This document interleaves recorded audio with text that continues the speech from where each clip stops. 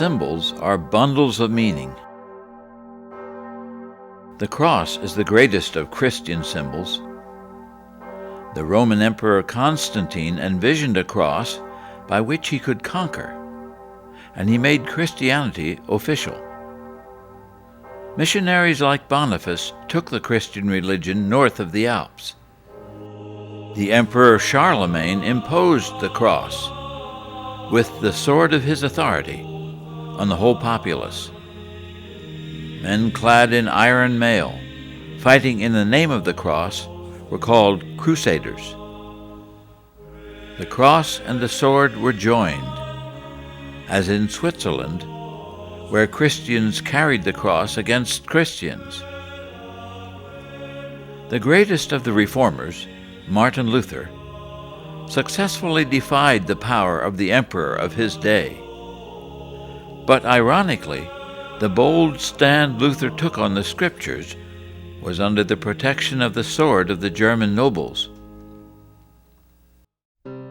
There was reform, too, in the Swiss town of Zurich, where the great church tower bore another statue of Charlemagne. Sermons by Reform leader Ulrich Zwingli, preached directly from Christ's Sermon on the Mount, woke young Conrad Grebel to believe that Christians are to love their enemies.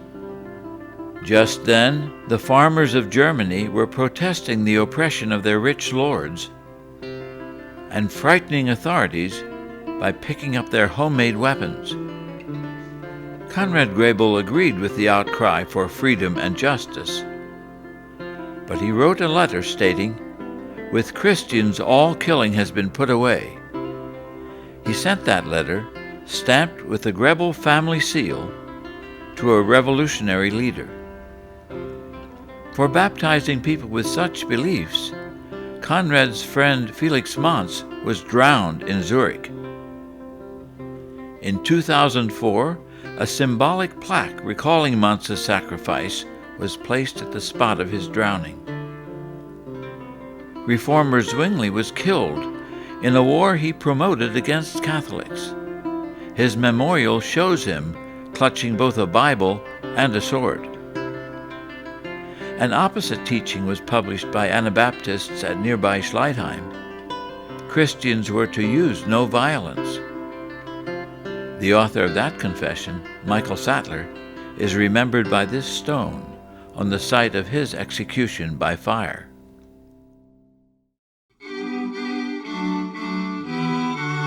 Northward in Holland, a country priest, Menno Simons, was also reading the New Testament for the first time. He too responded sympathetically when people protested violently against a corrupted Christianity. But, pointing to the clear words of Jesus, he wrote that Christians are a people of God's peace, a new creation. Christ, the Prince of Peace, is our defense. Christ will never leave us. A young Dutch minister named Tieleman van Bracht put out a book about Mennonites killed for their nonviolent faith. The title page has a symbol framing the slogan "Work and Hope" with a double wreath of peace and victory. The huge volume has the story of a pair left to her son by a mother who was burned for her faith. No one ever ate that precious symbol of faith. The Martyr book's most powerful illustration was that of the Dutch Dirk Willems, saving the policeman who had been chasing him from drowning. Dirk, who was then burned to death, had given his life for his enemy. That symbol, like an icon, is alive among Mennonites today. Across the Atlantic, in 1682, a Quaker businessman promised a holy experiment of peace. In memory, William Penn is called a friend of the native people he met here. While taking over their land, he met them with symbolic gifts. A symbol for Mennonites of Pennsylvania is the ship Concord that brought the first of their people here in the fall of 1683. Within a few years, when war loomed, They published their own translation of the Martyr Book, the biggest volume to have appeared so far in America. They hoped to include the pictures, but couldn't afford them. And sure enough, before long their neighbors fought to overthrow the English king. The Mennonites declared that they wanted to be helpful in anything that would preserve human life, but could not help in anything by which people were hurt. A battle raged right around the Germantown Mennonite meeting house. New symbols now celebrated the new American nation, even in local fraktur art. The powerful eagle, clutching both the arrows of war and the olive branch of peace, had become the symbol of American identity. An opposite teaching symbol appeared in a drawing entitled "Two Enemies Making Peace at a Rosebush." From a Quaker sign painter came many versions of the peaceable kingdom from the prophecies of Isaiah. A Mennonite symbol of that vision showed swords and spears being beaten into plowshares in front of the Germantown meeting house. Shortly before World War I began, a student at the Hilltown High School drew an unusual symbol of peace: the American eagle with the olive branch, but without the arrows. Who was this student? He was Clayton Kratz, member of the Blooming Glen congregation and a senior at Goshen College. He answered the call to bring food to starving Mennonites in Russia. When Clayton left, he was engaged to marry fellow student Edie Miller of Maryland. He sent her a chest from Russia, a symbol of his love. He himself, executed on the false charge of spying, never returned. Our symbol of Clayton's witness for Christ's peace is a stone in the Blooming Glen Cemetery. That he may depend on you. In World War II, camps were set up for conscientious objectors. Many young Mennonite draftees from eastern Pennsylvania lived there during the war years. Included were such as Merrill Swartley of the Souderton congregation, Sam Durstein, future deacon at Salford, and John Schlosser of Toamenson, who died young after having participated in disease testing during his days at camp.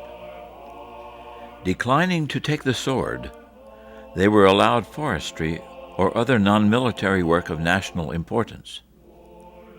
The campers came from New England to California, and from a variety of backgrounds other than Mennonite brethren and brethren in Christ. Like the Mennonites of Revolutionary War times, they wanted work that helped rather than hurt their fellow human beings. But when not all their forestry tasks seemed meaningful, before the war was over, many volunteered for service in understaffed mental institutions. Their story inspired Pastor Warren Wenger, who heard it mentioned in the commencement address to his fellow graduates from technical school. The speaker on that occasion was the president of the New Jersey Department of Institution and Agencies. And he gave a historical review of the treatment of mental patients in the state hospitals, including the changes that were brought about by the introduction of many medications, what we now know as psychotropic drugs. And then he said, but perhaps the biggest difference of all was brought about by the Mennonite plowboys who came into our institution knowing nothing about mental illness and just treated our patients with love and respect. And he said that opened our eyes to what those two things contributed. And he said he felt it did more for the mental patient than what the medicines did. At the end of World War II, the Mennonite Central Committee called Jacob and Mildred Clemens of the Plains congregation to relief work in Ethiopia. Sarah Rush of the Deep Run congregation went as a nurse. Amidst sights and customs of a different culture, new friendships were begun. Within a decade, an Ethiopian church would be founded that would grow far beyond the membership of the Mennonite conferences that had supplied the original relief workers. From the Blooming Glen congregation came David and Maxine Durstein, who answered the call of the MCC for relief work in Europe. In a military cemetery in Belgium, they found the grave of soldier Walter Moyer, who had grown up at Blooming Glen. Destruction from the fierce Battle of the Bulge was evident all around. Dave helped other Mennonite men to restore livable conditions. The symbol of the MCC on the door panels of the trucks included the cross and the clasped hands of friendship. It was the Christian symbol of peace, replacing the sword of force that had reduced the countryside to ashes. Back home, tons of used clothing were donated and baled. Truckloads of meat, apples, and tomatoes were canned, and packages assembled to be given to families who had lost everything. For children, those packages were bundles of joy. Helping in this sharing was Blooming Glen's Irene Bishop. Irene became known in refugee communities across Germany, France, and Austria. I enjoyed it very much. I always say they were the best years of my life. One of the places that I went to, the teacher tried to explain to her children who it was that was making these gifts possible and all about the Mennonite Church and the Mennonite Central Committee. And that evening when one of the children went home, the child said to its mother, "We had a visitor in school today." And the mother said, "Well, who came to visit you?" "The daughter of Jesus was there." And of course, when I heard that, that was a very, very sobering thought for me. Then in the 1950s, another wave of volunteers took ship for Europe. Their symbol was the word pax, Latin for peace. Bells had been silenced by the horror of war. Though it had ended a decade earlier, much of the landscape still spelled disaster. Now, Pax boys from Souderton and Spring City and Deep Run and Line Lexington came bringing the love of Christ. Some skills had to be learned on the job, under demanding German foremen. Skills were learned that could be taken home. As fast as homes could be built, refugee families gratefully moved in.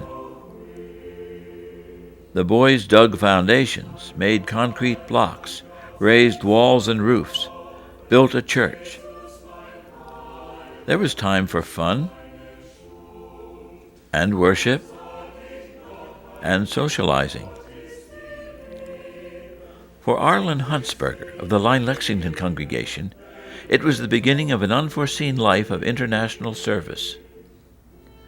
From Germany, he was sent by MCC to Greece, and later spent 30 years in service in Haiti. I just turned 20 the time I entered the PAX program. I initially was sent to Backnang, Germany, and then I was transferred to Greece after 6 months and spent 2 years in northern Greece. I can't imagine a Christian church being other than supportive of pacifism, of non-resistance, and of justice. Now, I'm not being judgmental by saying that those who don't, but as far as I'm concerned, that's very much at the heart of Christian teaching and at Christ's message. And as I've seen it in the world, I think more than ever, we should be teaching peace and justice. Arlen has always treasured the homemade symbol given him by people in Greece, where he served as a Pax boy. When the Korean War renewed the military draft, a new governmental program called 1W, or alternate service, was set up. It lasted for over 20 years, through the war in Vietnam. Once again, draftees were allowed to serve in hospitals, such as one at Brattleboro, Vermont. Russell and Esther Musselman served there as chaplains to a little congregation of volunteers. They, like their ancestors in the Revolutionary War times, wanted to be soldiers of compassion instead of violence. In the kingdom of peace, the sword is loving service. The cross is a weapon of peace, and the bundle a symbol of love. From 1776 to 1966 to 2006, the testimony has been the same. We are servants of God.